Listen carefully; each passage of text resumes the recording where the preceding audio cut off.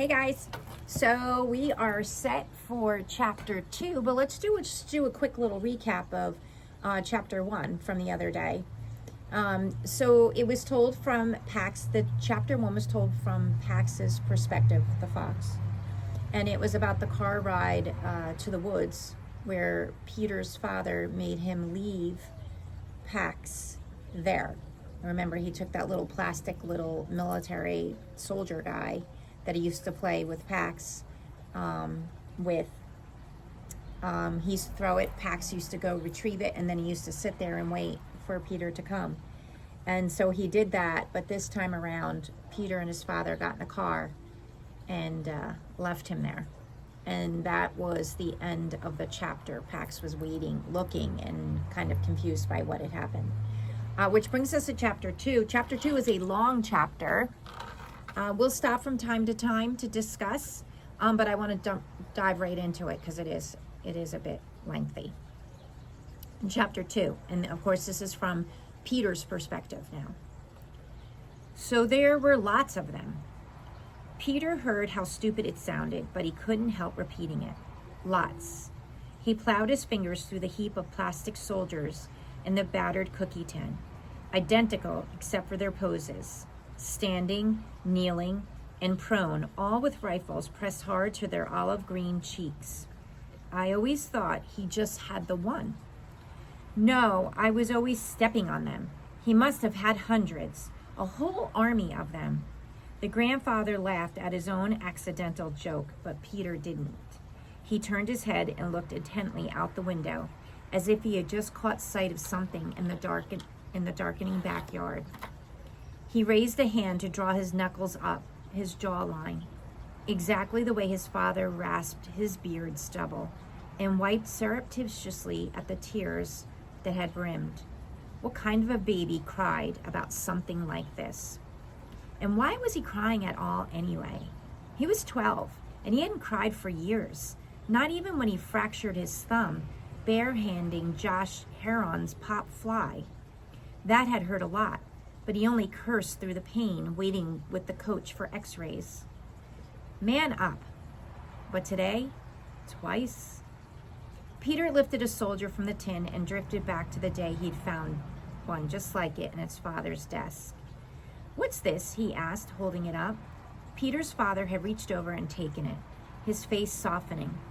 Huh? Been a long time. That was my favorite toy when I was a kid. Can I have it? His dad had tossed the soldier back. Sure. Peter had set it up on the windowsill beside his bed, pointing the little plastic rifle out in a satisfying show of defense. But within the hour, Pax had swiped it, which made Peter laugh. Just like him, Pax had to have it. Peter dropped the toy back into the tin and was about to snap the lid back on when he noticed the edge of a yellowed photo sticking up from the mound of soldiers. He tugged it free. His dad, at maybe 10 or 11, with one arm draped around a dog, looked like part collie, part 100 other things. Looked like a good dog, the kind you would tell your own son about. I never knew Dad had a dog, he said, pressing the photo to his grandfather. That's Duke, dumbest creature ever born, always underfoot. The old man looked more closely at the picture and then over at Peter, as if seeing something for the first time. You've got the same black hair as your dad. He rubbed at the fringe of gray fuzz, banding the top of his head. I had it too, way back. And look, he was scrawny then, too, same as you. Same as me, with those ears like a jug. The men in our family, I guess our apples didn't fall far from the tree, eh? No, sir. Peter forced a small smile, but it didn't hold up. Underfoot. That was the word Peter's father had used. He can't have that fox. Underfoot. He doesn't move as fast as he used to. You stay out of the way, too. He's not used to having a kid around. You know, the war came and I went and served like my father, like your father now. Duty calls and we answer in this family. No, sir. Our apples don't fall far from the tree. He handed back the photo. Your father and that dog, they were inseparable. I almost had forgotten. So it's interesting, he uses an idiom, the apple doesn't fall far from the tree, which means that they're very much alike, right? He's like his father's like his father, and so on and so forth. With their looks, and also with their wanting to serve and defend their country. Interesting that his father had a dog, and they were inseparable, and yet his father made Peter leave Pax. We now know a little bit of why he did that. It says here that his father's older, and he said he can't have a fox underfoot, meaning tripping him, because he's older. Peter put the photo back in the tin and pressed the lid down tight, then slid it under the bed where he'd found it. He looked out the window again. He couldn't risk talking about pets right now. He didn't want to hear about duty, and he sure didn't want to hear any more about apples and the trees they were stuck underneath.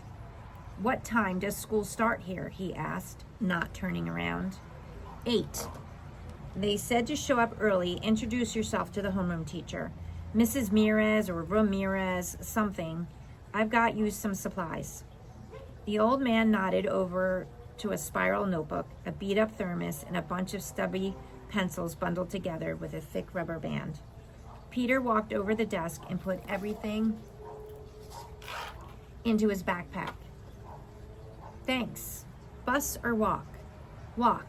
Your father went to that school and he walked. Follow Ash to the end, turn right on School Street, and you'll see it. Big brick building. School Street. Get it? You leave by 7:30 and you'll have plenty of time. Peter nodded. He wanted to be left alone. Okay, I'm all set. I guess I'll go to bed. Good, his grandfather replied, not bothering to hide the relief in his voice. He left, closing the door behind him firmly, as if to say, you can have this room, but the rest of the house is mine. Peter stood by the door and listened to him walk away. After a minute, he heard the sound of dishes clattering in the sink. He pictured his grandfather in the cramped kitchen where they'd eaten their silent dinner of stew, the kitchen that reeked so strongly of fried onions that Peter figured the smell would outlive his grandfather. After 100 years of scrubbing by a dozen different families, this house would probably still smell bitter. Peter heard his grandfather shuffle back along the hall to his bedroom, and then the low spark as the television caught. The volume turned down, an agitated news commentator barely audible. Only then did he toe off his sneakers and lie down on the narrow bed. 6 months, maybe more, of living here with his grandfather, who always seemed on the verge of blowing up. What's he always so mad about anyway? Peter had asked his father years ago. Everything. Life, his father had answered. He got worse after your grandmother died. After his own mother had died, Peter had watched his father anxiously. At first, there had just been a frightening silence, but gradually his face had hardened into the permanent threat of a scowl, and his hands clenched in fists by his sides, as if itching for something to set him off. Peter learned to avoid being that something, learned to stay out of his way. The smell of stale grease and onions crawled over him, seeping from the walls, from the bed itself. He opened the window beside him. The April breeze that blew in was chilly. Pax had never been alone outside before, except in his pen. Peter tried to extinguish the last sight he had of his fox. He probably hadn't followed their car for long, but the image of him flopping down on the gravel shoulder, confused, was worse. I can't turn the page. Peter's anxiety began to stir. All day, the whole ride here, Peter had sensed it coiling. It always seemed like a snake to him, his anxiety, waiting just out of sight, ready to slither up his spine, hissing its familiar taunt. You aren't where you should be. Something bad is going to happen because you aren't where you should be. What a great description or comparison. Anxiety, that nervousness that sometimes kind of, gets us in our gut and kind of slither up into our brains. That's pretty powerful there. And this anxiety is telling him, and it's kind of reaffirming, you aren't where you should be. Something bad is going to happen because you aren't where you should be. He rolled over and pulled the cookie tin out from under the bed. He fished out the photo of his father with one arm, slung so casually around the black and white dog, as if he had never worried he could lose him. Inseparable. He had missed the note of pride that had entered his grandfather's voice as he said that. Of course he had been proud. He raised a son who knew about loyalty and responsibility, who knew that a kid and his pet should be inseparable. Suddenly the word itself seemed an accusation. He and Pax, what were they then? Separable? They weren't, though. Sometimes, in fact, Peter had had the strange sensation that he and Pax had merged. The first time it happened had been the first time he had taken Pax outdoors. The kit, that's, a kit is a baby fox. Okay, so when they say kit, K-I-T, that's a baby fox. And he's talking about Pax. The kit had seen a bird and had strained against the leash, trembling as though electrified. And Peter had seen the bird through Pax's eyes, the miraculous lightning flight, the impossible freedom and speed. He felt his own skin thrill in full body shivers, and his own shoulders burn as though yearning for wings. It had happened again this afternoon. He had felt the car spin away as though he were the one being left. His heart had quickened with panic. Tears stung again, and Peter palmed them with frustrated swipes. His father had said it was the right thing to do. War is coming. It means sacrifices for everybody. I have to serve, it's my duty, and you have to go away. Of course, he had been half expecting it. The two of his friends' families had already packed up and left when the evacuation rumors had begun. What he hadn't expected was the rest, the worst part. And that fox? Well, it's time to send him back to the wild anyway. A coyote howled then, so nearby that it made Peter jump. A second one answered, and then a third. Peter sat up and slammed the window shut, but it was too late. The yips and the howls and what they meant were in his head now. Peter had only 2 bad memories of his mother. He had a lot of good ones, too, and he often took those out to comfort himself, although he worried that they might fade from so much exposure. But the 2 bad ones he buried deep. He did everything in his power to keep them buried. Now the coyotes were baying in his head, unearthing one of them. When he had been about 5, he'd come upon his mother standing dismayed beside a bed of blood-red tulips. Half of them were standing at attention, and half of them splayed over the ground, their blossoms crumbling. A rabbit got them. He must think the stems are delicious, that little devil. Peter had helped his father set a trap that night. We won't hurt him, right? Fine, we'll just catch him, then drive him into the next town. Let him eat someone else's tulips. Peter had baited the trap himself with a carrot, and then begged his father to let him sleep in the garden to keep watch. His father had said no, but helped him set an alarm clock so he'd be the first to be awakened. When it went off, Peter had run to his mother's room to lead her outside by the hand to see the surprise. The trap lay on its side at the bottom of a freshly scraped crater at least 5 feet across. Inside was a baby rabbit, dead. There wasn't a single mark on its little body, but the cage was scratched and dented, and the ground all around clawed to rubble. Coyotes, his father said, joining them. They must have scared it to death trying to get in, and none of us even woke up. Peter's mother had opened the trap and lifted out the lifeless form. She held it to her cheek. They were just tulips, only a few tulips. Peter found the carrot, one end nibbled off, and threw it as far as he could. And then his mother had placed the rabbit's body in his cupped palms and gone to get a shovel. With a single finger, Peter had traced its ears, unfurling like ferns from its face, and its paws miraculously tiny, and the soft fur of its neck slick with his mother's tears. When she returned, his mother had touched his face, which burned with shame. "It's okay. You didn't know." See, he's the one that made the trap, so he feels responsible for the death of this little bunny. But it wasn't okay. For a long time afterward, when Peter closed his eyes, he'd seen the coyotes, their claws raking dirt, their jaws snapping. He saw himself where he should have been, keeping watch in the garden that night. Over and over, he saw himself doing what he should have, rising from his sleeping bag, finding a rock and hurling it. He saw the coyotes fleeing back into the darkness, and he saw himself opening the trap to set the rabbit free. And with that memory, the anxiety snake struck so hard that it stunned Peter's breath out of him. He hadn't been where he should have been the night the coyotes killed the rabbit, and he wasn't where he should be now. He gasped to fill his lungs and sat upright. He tore the photo in half and then in half again and pitched the pieces under the bed. Leaving Pax hadn't been the right thing to do. He jumped to his feet. He'd already lost a lot of time. He fished some cargos, a long-sleeved camouflage t-shirt, and a fleece sweatshirt from his suitcase, and then an extra set of underwear and socks.